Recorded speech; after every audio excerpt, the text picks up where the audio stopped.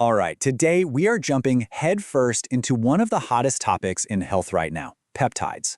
You've probably heard the buzz. They're being called these miracle compounds that can do everything from reverse aging to melt away fat. But here's the mystery. If they're so incredible, why did some of the most popular ones get banned, seemingly overnight? So, what's the real story here? Let's get into it. The claims are just wild. We're talking about experts like Dr. Alex Tatum describing peptides that don't just help you lose weight, but can, and I quote, absolutely torch belly fat. He even thinks one of these could become a $1 trillion drug. $1 trillion! That's not just a product, that's a fundamental shift in medicine. And this isn't some fringe biohacker thing anymore. Not at all. Public interest is just exploding. Over the last couple of years, searches for the word peptides online have skyrocketed by 400%. So yeah, people are definitely paying attention. Which of course brings us right back to the central puzzle. If these things are so effective, if people are this interested, why on earth would the FDA suddenly step in and ban 19 of the most popular ones? It just doesn't add up, right? Well, that's the paradox we're going to unravel. Okay, so before we get into the whole banning controversy, let's just back up for a second. We need to be on the same page. What is a peptide anyway? The easiest way to think about it is like this. Your body is built from these things called amino acids. They're kind of like the fundamental Lego blocks of life. Well, a peptide is just a very short chain of those Legos. But here's where the magic is. Each specific peptide is like a unique key, cut to fit one specific lock in your body. And when that key turns the lock, it tells your body to do something very specific, like heal an injury or burn fat. And this slide really nails the difference. A traditional drug can often be like a hammer. It gets the job done, but it's kind of clunky, affecting your whole system, and often causing a bunch of side effects. A peptide, on the other hand, is like a scalpel. It is incredibly precise. It goes in and does one specific job, which usually means way fewer unintended consequences. It's targeted medicine. And because they're so precise, the applications are just mind-blowing. You've got peptides like BPC-157 that are famous for healing injuries super fast. There's GHKCU, which is used in high-end skincare. And of course, the ones everyone's talking about, the GLP-1s for weight loss. The list goes on. Sleep, brain function, you name it. Okay, so if they're this targeted, this versatile, and this promising, it just brings us right back to that massive question. Why did the system push back so hard? So here's how it all went down.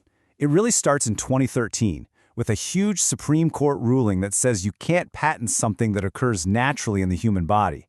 For Big Pharma, this is a disaster, right? They can't own these natural peptides.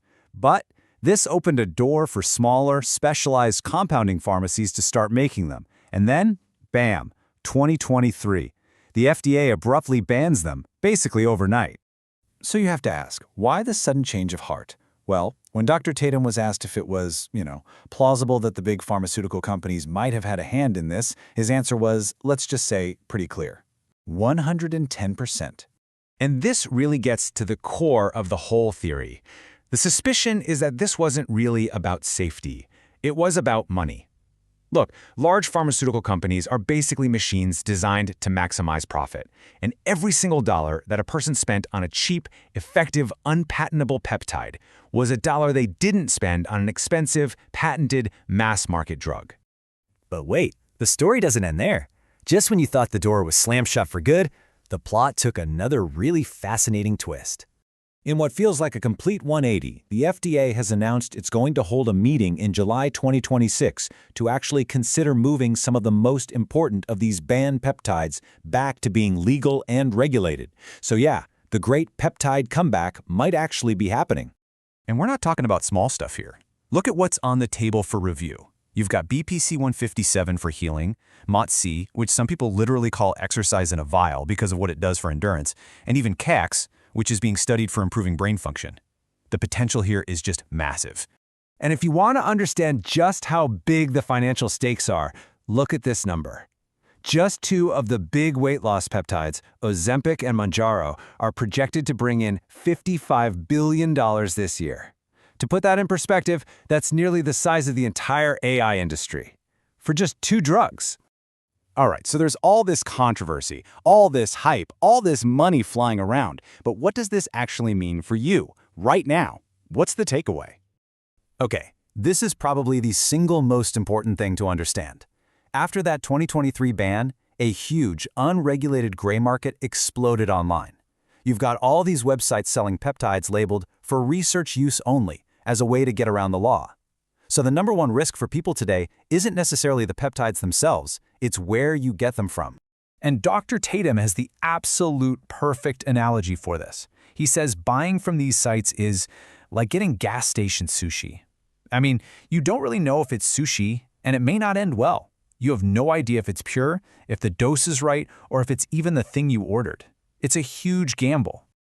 And here's another crucial reality check. There is no free lunch. Even these incredibly powerful peptides aren't a magic wand. The data clearly shows that with the weight loss drugs, if you stop taking them and haven't changed your diet and exercise habits, the weight comes right back. They are an amazing tool, but they are not a replacement for lifestyle. So, if you're even thinking about this, here is your playbook. It's really simple. You have to treat these things like any other powerful medicine. First, educate yourself. Know what your goal is. And number 3 and 4 are the most important. You have to consult a medical professional, and you only use legal prescribed sources. Period. So all of this leaves us with this huge question about the future, right? Are we on the brink of a new era of medicine where we can use these precise little keys to unlock our body's full potential? Or will the system, with its focus on patents and profits, always end up putting up roadblocks to that kind of progress? It's a massive debate, and it feels like it's only just getting started.